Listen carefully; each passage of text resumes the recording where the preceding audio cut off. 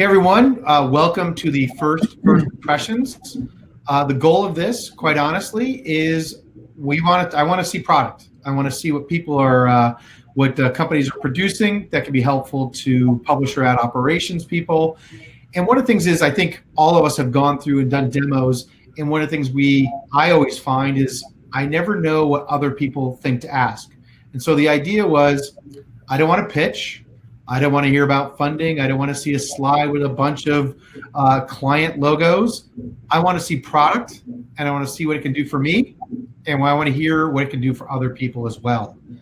With that in mind, what I'm going to do is kind of set some ground rules here. By all means, at any point, use the chat box off to the right. We're going to do a live demo here. As with all live demos, there's always a little chance, a little risk, see how things are going to play out. The other part of this is that this isn't about looking for gotcha moments. It also isn't about trying to just set softball questions up. I'm going to have two hats on, right? Just as a moderator, someone from Beeler.Tech and Ad Monsters, but also as the head of ad ops for golf.com and a consultant for a number of publishers. So there's a piece here where I'm going to try to use my lens as to what this product can do, and I'd like you to do the same. Questions as you ask them, I'll try to work them in, or I will put them at the end. We do want to kind of keep things moving along. So, and I want to see products. So with that in mind, I want to introduce Jake Paring, a product manager at Adjuster, and he's going to talk about FlowIQ benchmark, which they are releasing. But Jake, I want you to talk to me about FlowIQ and tell me a little bit more about kind of what you're up to, and let's dive in. Sounds good. Thanks so much for having us, Rob. Fun chatting with you. I like this new format. It's great. You said it's first impressions, so we don't need to prepare anything, right? That's right. And that's the thing. This isn't scripted. I have some idea where we're going, but that's about it. No, he speaks the truth. So where should I kick off? Just talking about the product, or I think most people, I'm going to assume, know what Adjuster and who you are and what you do. FlowIQ might be a little bit less known, so I think that's probably where you'd want to start, and then we can dive into what the benchmark part of it is. Yeah, absolutely. So FlowIQ is kind of Adjuster's core product. If you've heard of Adjuster, it's probably because of FlowIQ, which was rebranded a year and some ago. I know you don't want to hear about branding or logos, but that's the background there. And we're an analytics platform that supports publishers. So we've been a neutral third party for the last 10 or 12 years. That's the 10-second pitch, and I'll limit it there.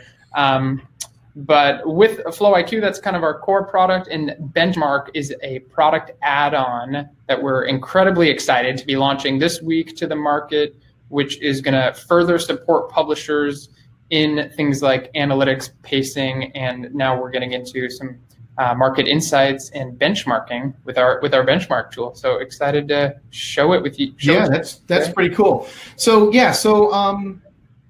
in terms of, again, as I know Adjuster, and I'm use it, helps me with my third-party reports, consolidating all that information or whatever. But I am currently not a FlowIQ client. Where does FlowIQ fit into my day? Whether that be ad ops or any other kind of role, where does FlowIQ fit? Yeah, great. So FlowIQ, we recommend that publishers use it anywhere from once or twice a week to daily to keep an eye on their campaign pacing, discrepancies, and then to be used for billing. So anyway, throw it up on the screen. All right, thank you. Sorry about that. How are we now? Are the technical difficulties resolved? Well, we won't say they're resolved yet, right? But we at least got through the first. You know what, Jake? You got the first technical difficulty out of the way, and I appreciate that. And again, there we go. Your product. This one's on me. This one's on me. All right. So, setting the stage again. Yeah, that's what we're looking at right now. And is this is demo data, real data? Just real quickly, what am I looking at? Yeah, real quickly, this is demo data for our FlowIQ product. This is the campaign dashboard, which is the user interface, which publishers can utilize. We also have our reporting tab, which folks may be familiar with as well. But again, FlowIQ, ingesting data from various local third-party ad servers, viewability vendors, your order management system, and then presenting that back to the user after we've done our internal calculations and massaging of the data, proration and discrepancy reporting, presenting it back to you in a way that helps you make strategic decisions to reduce revenue at risk, things like that. So that's high-level FlowIQ. That's what's been around for a long time. And the benchmark product, which we're launching this week, we're excited to have built onto this same platform, but with significantly different capabilities. All right. So let's talk about benchmark. So in terms of where that fits within FlowIQ, I'm seeing a little bit of a logo there. Is that what that is? Yeah, that's right. So again, for users of the product, you may be familiar that there's some customizability with your various tabs within FlowIQ.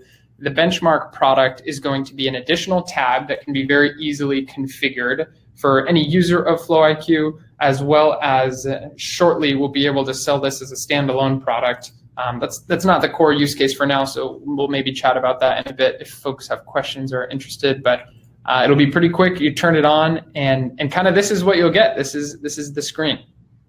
So it's just really just this one screen that we're going to focus on, right?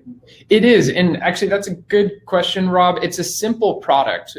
We believe it's incredibly powerful because what we're doing here is aggregating real delivery and billing financial data from across the across the industry, aggregating it, normalizing it, anonymizing it, and then presenting it back to users. So really the data is the product. The UI is great, and hopefully it's incredibly easy to use for adopters, but it's the data that makes this product powerful.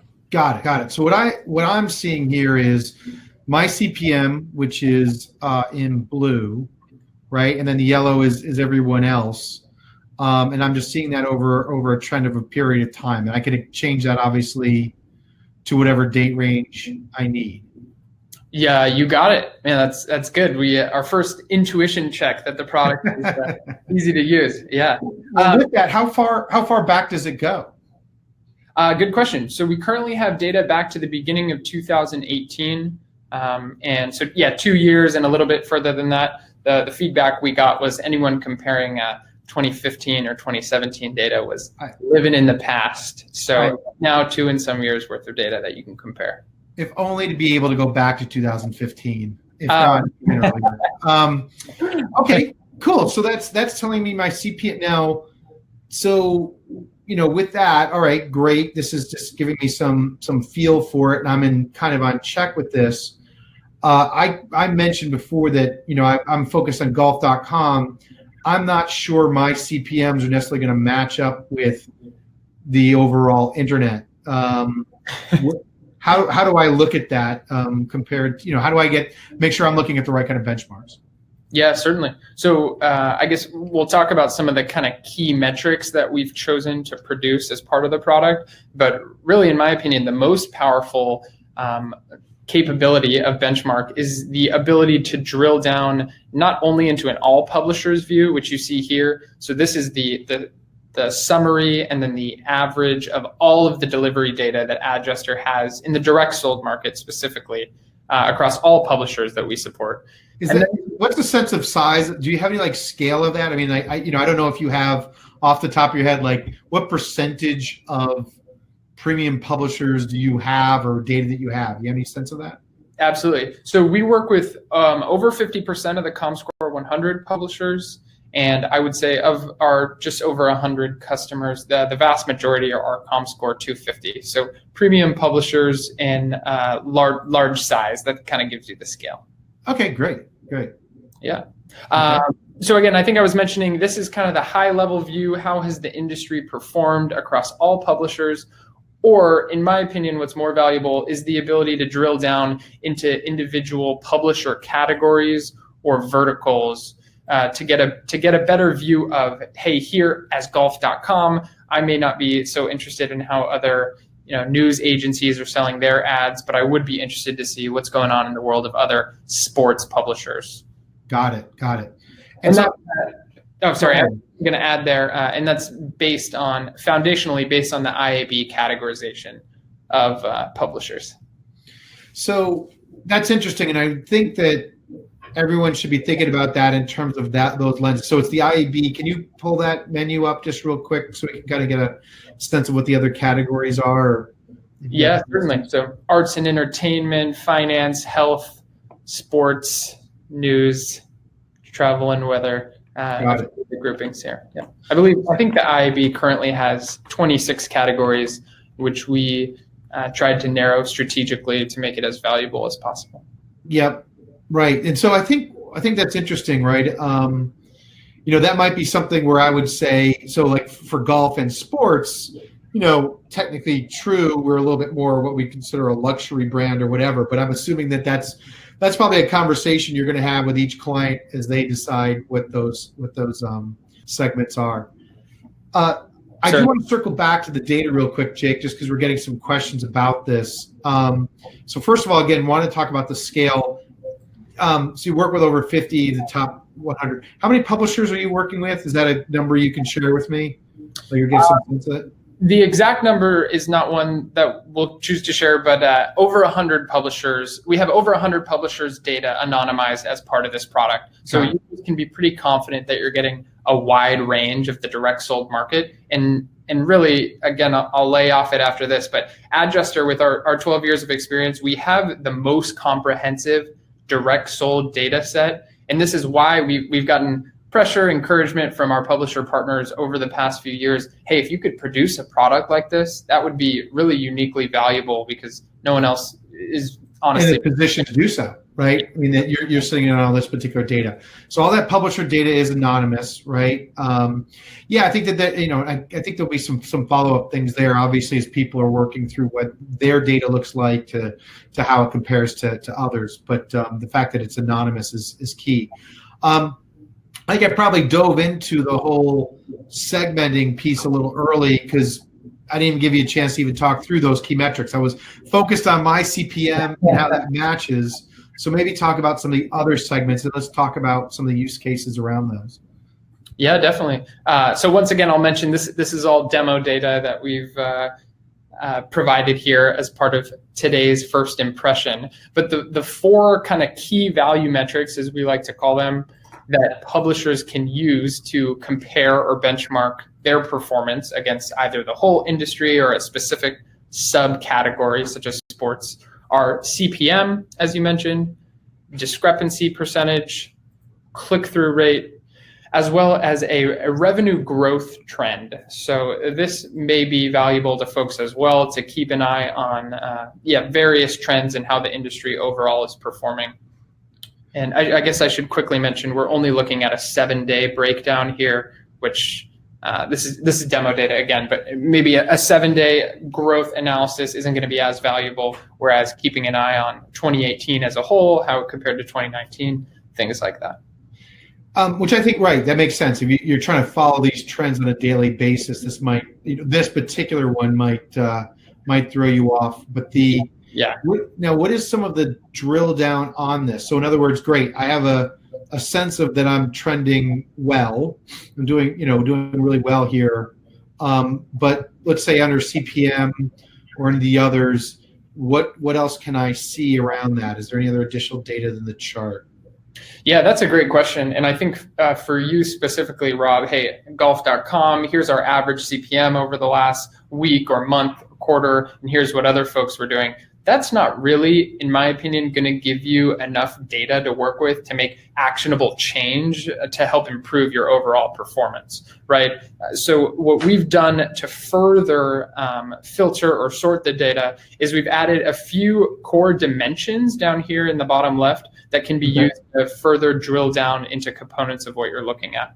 So the four of those, I'll give a high level. The four of those are ad format, ad unit size, third-party ad server through which the advertisement was displayed, and campaign type.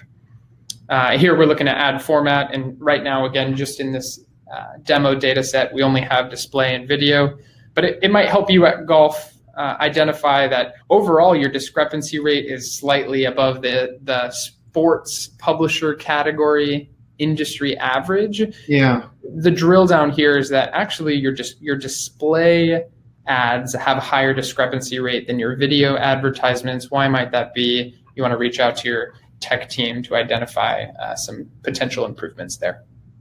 Yeah, well, I see that. And then I think what else can let's just talk about discrepancy a little further. My favorite topic for the last 20 years. So do that, you'd have some other format things here. So ad format, what about like the source? Yeah, third-party ad server. That's interesting to me.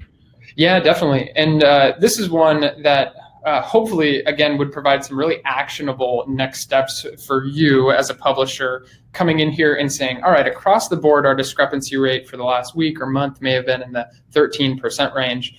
Were we specifically misfiring tags when served through one of these third-party ad servers? Or even something like, hey, our DCM discrepancy rate across the board is 7.3%. That looks really good. It's much less than our average of 13%. But being able to benchmark that, if you will, against sports publishers who also have significantly reduced discrepancy rates, when it's an ad manager to campaign manager delivery, can help you identify this number is still slightly higher than you guys at Golf are okay with, and so you want to add that as a KPI for Q1 in 2020. We need to deliver our ads quicker or whatever. Well, I think that's it, right? So here's where I would see like this report, printing this out, running this to IT and to senior management, and saying, so in other words, I've always talked to IT about how fast our ads are. We have to be as fast as possible, and so forth. This is now giving me that benchmark that's telling me I can say against other publishers we are slow. That equals less revenue. So I think that's a pretty good use case. That's great. Love your use of the term benchmark. That's perfect. Yeah. Well, no, but that's it. I'm often asked, well, what do other publishers do? Right. That's a standard question. And what are they dealing with, or is everyone else having a tough Q1 with programmatic? How would I know, right? So this is the thing that you look for all these kind of indicators and so forth. So I think that's a pretty cool thing. I also think it probably leads me to sit there and talk with a seismic or whatever and say my discrepancies are higher. We're getting some really good questions about this. I did want to, because I think one question will resolve potentially two things. Everything I think we've talked. Well, you had display and video.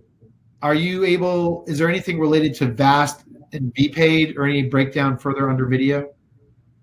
Yeah, good question. At this point, there's no more granularity than video, display, and we hope to add mobile in there shortly.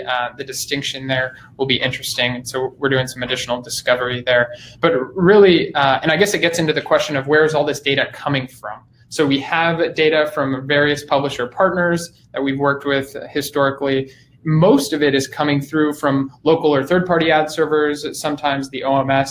So when Ad Manager is kind of the driving force behind this, when there's granularity enough to break out an additional dimension here, we will try to add that functionality in the future. For now, display and video is kind of as granular as we can go, while still maintaining data privacy and ensuring that our publisher partners are protected in that way. And I think that's a key thing there. There's the what you can share, and I think everyone should really. Again, all of your clients should probably be thinking that through and talking with you about what's shared, how that's shared, what you're seeing, and so forth. One other specific question I see here is this all based on standard lines? Where does sponsorship fit into this picture? Great question. Yeah, so campaign type is another one here. I was just realizing in our demo data, we only display sponsorship and standard. We'll also have things like network, bulk, other campaign types, again, for which we have a significant enough data volume that we can present it back to the user. So yeah, here are a couple lines. This is taken, again, right out of Ad Manager, and the data filtered into these various categories accordingly. Got it. One question that came up here is the kind of clarification on how you're calculating CPM. Yes. So the question: how does FlowIQ calculate the CPM, or this number? How do we arrive? Yeah, within this benchmark. Yeah. Yeah, certainly. So that's the effective CPM for all creatives displayed as part of the category you've selected. So again, if we're looking at sports over the last 7 days here, which I believe is the filter we have applied, we would then take all of the display and video ads we have for CPM, base them on the rate information we have either from Ad Manager or from the order management system, compare that with the specific third-party ad server delivery, which will ultimately be used for billing at the end of that campaign, and then take the average of all those numbers to produce the CPM there. Got it. It gets a little nerdy. I could dive into that more. And yeah, no. Again, this is the crowd for that, right? So I'm going to let them decide whether you answered that well enough. They'll let us know. Good. And that actually brings up a good point too, that for any user of FlowIQ, the data that they would see in the My CPM tab or the My Discrepancy percentage tab, this will be very consistent, should be perfectly consistent with all of the reports they will have as part of FlowIQ already. So if we're aggregating, this is a collection of, say we were in golf.com's benchmark instance here. Over the last 7 days, your effective CPM would have been $4.12 because the benchmark tool is pulling these statistics directly from your existing FlowIQ data, which is also used to produce reports, which you can also visualize here in the campaign dashboard, which we started with. Does that make sense? It's all very tied together. We're not getting additional data sets here that you can't access elsewhere in FlowIQ.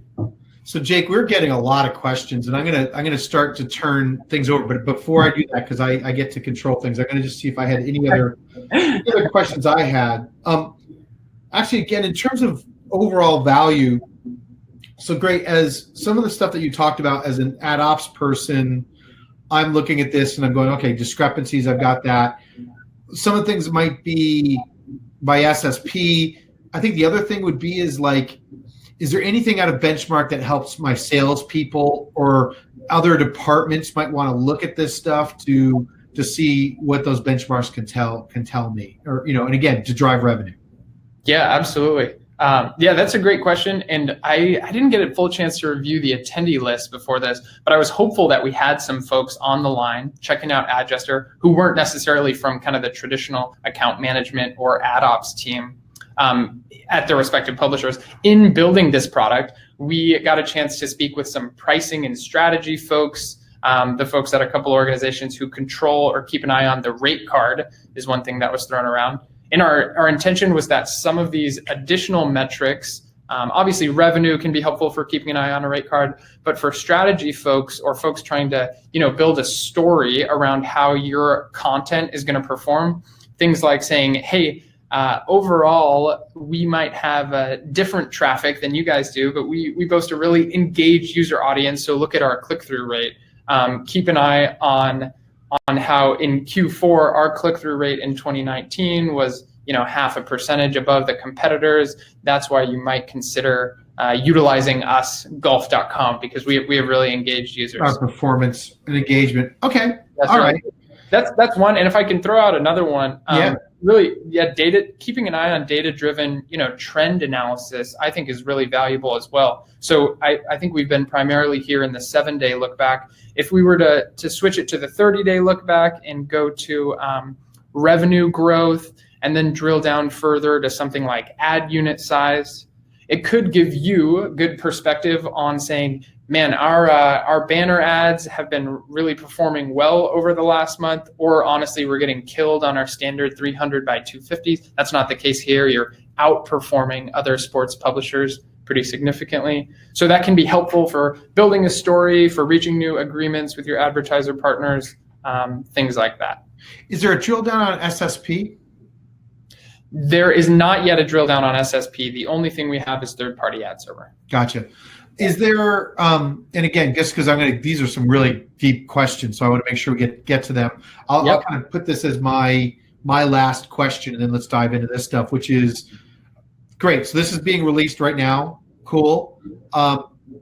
Any sense of what you could share in terms of the roadmap? Again, I hit on a couple things. It sounds like you're obviously thinking about them. you roll out a product like this, when's the next update? What are some things that you're thinking about, or what would you like feedback on? Maybe even a better question. Yeah, that's a great question. Well, a couple things that we heard, and we've heard from some of our alpha beta customers over the last couple months, is that additional filtering, or the ability to get more granular is always helpful. So being able to add filters here for things like viewability percentage, or I know you mentioned VAS tags to get further down into video advertisements that are shown. I think the reality in all of those is we're trying to weigh. We want to make this as granular for you as possible as a user, so you can get actionable insights and go make money off this, make changes to how you work, how you sell, how you configure tags, but also at the same time needing to ensure we have significant enough data volume that it's going to be valuable to you. Yeah. And again, kind of the looming question of ensuring that we're being contractually faithful to our existing publisher customers to remain anonymous in everything that we present here. So for example, I would love to throw a moat rate tag in here, which had, hey, here was the average viewability for these campaigns.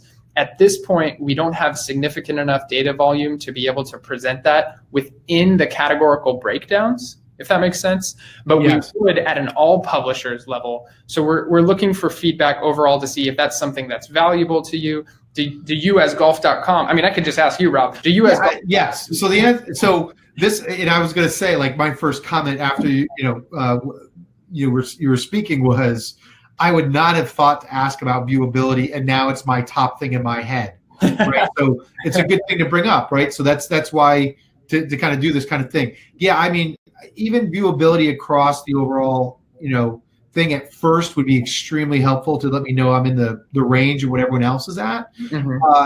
I don't know that I necessarily care how other sports sites. I think one of the things that's going to probably be asked of you, and I think that might even be in these questions, is size of publisher versus other, big publisher versus big publisher, to other ways of looking at it, right? Viewability across sports, you're probably putting me maybe up against a site that does a lot, that's a completely different model, but I would want to sit there and see. So you're going to get asked to get slice and dice this in every single way.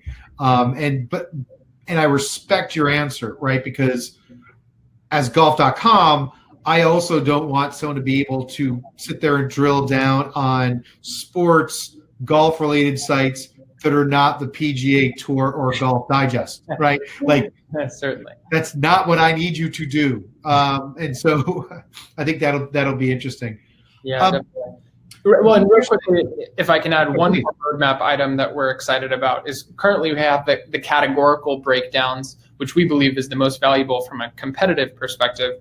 We will also be adding functionality to be able to break this down by publisher size, likely based on number of creatives delivered. So stay tuned for that in the coming weeks or month or so. But there's additional slicing and dicing that we're trying to understand what is the most strategic or what would be most valuable to users. So I don't know if folks have questions or thoughts. Look forward to hearing those. Yeah, and this is and I've known you guys for a while, and I think one of the things here is great. These are going to be great questions and things we have to dive into. Engaging with you on these types of products is something everyone should look to do and try to do, because I think it helps set your roadmap as that goes along. I appreciate that shameless plug, Rob. You should definitely work with Adjuster. We're nice people. Gee whiz. And how much, and I get 2 for the price of 1? No. Got to vote for advertiser category, right? So that's another way to slice it on the other side there. I think that's great. We've talked about Google Ad Manager. Where does Freewheel fit into this? And of course, Freewheel's got some different ways of cutting data, so terminology and so forth. Yeah, great question. So Ad Manager is the primary local ad server that we work with. We do also have Freewheel and a few custom local ad server data already in the product. So any local connection that FlowIQ currently has, which contains these data fields, we're using in the same way that we use Ad Manager. We're not Google only. Got it. And is it that you're, because I think if I remember from one of the things webcast we did last year, you're doing some mapping of data to data. So when you think about things like live intent, or you're thinking about freewheel and these others, they're a smaller subset, but you're able to kind of connect those dots so they're in this data, or do they have to be pulled out? I'm sorry, I may not have phrased that really well. No, yeah, that's good. No, so they are in here, and actually, I'm glad you brought that up. I think for folks who aren't, pretty specifically familiar with how Flow IQ works, one of the cool things about this product is that I believe Ad Manager gives some kind of high-level industry insights, or here's the rate that folks are thinking they're going to schedule impressions at, things like that. This is all based on not only the locally set up delivery data, how a campaign is going to be trafficked, but also the actual third-party delivery that's used for billing. So again, it's a combination of the Ad Manager or Freewheel or custom local ad server data mapped to the actual third-party delivery, and then aggregated here and averaged out to come up with the true CPM, the eCPM of all of the creatives that have been displayed over. Not that gross number that you, that makes sense. Yeah. And just, I think I asked about the SSPs, correct? So break down any of that. Well, yeah, I mean, this is direct and programmatic, correct? No, that's actually a great question. I guess I didn't hammer on that hard enough early enough. So there are a couple solutions in the market that have kind of a higher level. This is really a drill down into direct sold data only. Got it. You'll notice that we've actually intentionally filtered out campaign types like, price priority or programmatic guaranteed, even though we have a few of those, because the landscape and how that would skew the data overall is something we took into consideration. So there may be a programmatic tool coming in Adjuster's near future. We're getting a lot of feedback on that already, but this is specifically for direct sold data, which we believe is a differentiating factor, that Adjuster has been kind of the source of the most direct sold industry data over the last decade or so. Again, not that folks want to see 10 years ago delivery data, but as a nostalgia thing. Yeah, there you go. Look back, like looking back at the price of Bitcoin, just for the sake of looking at it. Right. So I think that's a key thing, and I'm realizing I was going to ask that toward the beginning, and I forgot to. So good that we got to that, right? So this is direct. What I'll say is I want to benchmark with my benchmark, meaning I want to see my direct versus my programmatic. And again, I understand there's other tools and stuff like that. That's my adding to the wish list there. Yeah, and I think that echoes probably what we're hearing here. Yeah. We hit Freewheel. Is the demo data generalized to display and video? Will it be more granular? I think we answered that those other segments can be there and are being added as you can. We answered the sponsorship question, right? Because that's going to be its own breakout as well. Are you able to view discrepancies based on the first-party ad server as well? For instance, SCAM DFA may have a different discrepancy benchmark than Freewheel to DFA. Oh, that's an interesting question. We do not have that breakout currently. Is that for? Well, I guess is that for a publisher that's using both of those local ad servers? I'm going to say that sounds about right. That's Rob, what it is. Rob Mulligan, you can weigh in if we missed it. Hey, Rob, how's it going? So he can type in here and I'll get there. Yeah, sounds good. Well, the answer to that kind of either way would be not yet. So the discrepancy percentage that we have is currently only broken down by whatever the local ad server is based on the specific third-party ad server delivery. That's something we could explore in the future. Yep, they're using both. And Manish, you were asking a number of questions around, around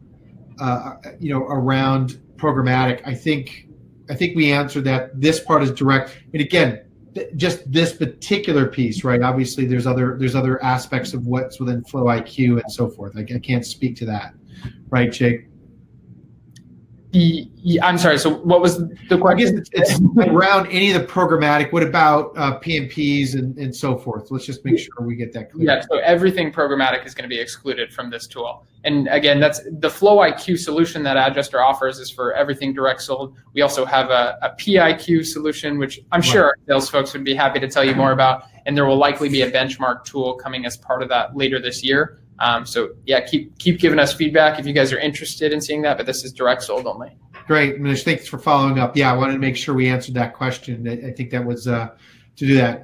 Great. And then let's see. And actually, if I can add to that really quickly, I think one of the reasons, our intention is to enhance the publisher's kind of workflow overall. And so that's part of why we've chosen to build the benchmark tool right into the Flow IQ platform. I know I mentioned you might hammer down to discrepancy rates across other finance publishers in the last 30 days. Notice that you are underperforming when it comes to a specific third-party ad server, and then very quickly click over to your campaign dashboard to identify some areas where you're, performing under what you would expect. Click through to your ad manager instance from Flow IQ, which you can do directly, or run a report filtered down. So anyways, there's a few different use cases that we could talk through, but our intention was that benchmark would be a really helpful supplement to Flow IQ overall in the same, same login, same everything, that would not just give you, hey, here's what's going on in the industry, cool, that's interesting to see, but give you hey, here's an area where you could specifically improve. You can run a report in Flow IQ filtered for this third-party ad server over this time frame by discrepancy rate, high to low, identify some campaigns where you're specifically vulnerable, and then dive in with your tech team. So yeah, again, I'm trying to keep this high level, not to bore you on the line, but we like the details at Adjuster. That's what we do: granularity, ad unit, ad tag level tracking. So this is intended to give a high level view for maybe executives or pricing strategy folks, as well for traffickers who want to really dig in and see what's happening. Everything in here is a representation of our reporting. So anyways. I mean, I look at it this way, right? The first thing I do when so I can see using Flow IQ on a daily basis. Again, I'm talking about an ad operations type of role and whatever, right? Like looking at that on a daily basis. And then the first question I'm going to have is it only me? Am I the only one that this has happened? And then it allows me to kind of do that balance. And right, for the most part, it's just a clarification, or there is going to be something that goes, wait a second, I have to do that. And then more strategic planning. Am I on the right track compared to what we see on those other benchmarks? And that's a pricing, sales types of conversations. What is the pricing model? So again, and actually I think one other question someone asked is, if I don't use Flow IQ, can I use this? And then regardless, what's the pricing model of this particular application? Yeah, two great questions. So the product is currently easy, or let's say ready to rock, to be turned on for existing Flow IQ customers. As mentioned, it's an additional dashboard that we configure for you. So that's pretty simple. For non-Flow IQ users, we would love to chat with you. Obviously, your user experience is going to be slightly different because you're not going to see things like my CPM. You're only going to see the industry performance over the date range. So that is a capability that we will have pretty shortly here as well, I would estimate in the next couple weeks. So come chat with us. We're interested to chat with you. Got it. Great. I think we've gotten through the questions. If anyone's got something, it's got to go in real quick. I think I've got through everything. Obviously, again, people can follow up with you. So Jake, thanks for the first technical difficulty, getting that out of the way, right? Future ones, we won't have that because we knocked that out of the park. And that's on me, that's on my platform here. And again, so there's a couple things, right? First of all, I want to follow up with everyone to get feedback. This recording will be made available. I will be editing that first awkward part off. But it will be made available. Again, we want you to be able to share this with colleagues. This isn't to go out to the industry. You're not going to find this on YouTube. So we want to restrict that.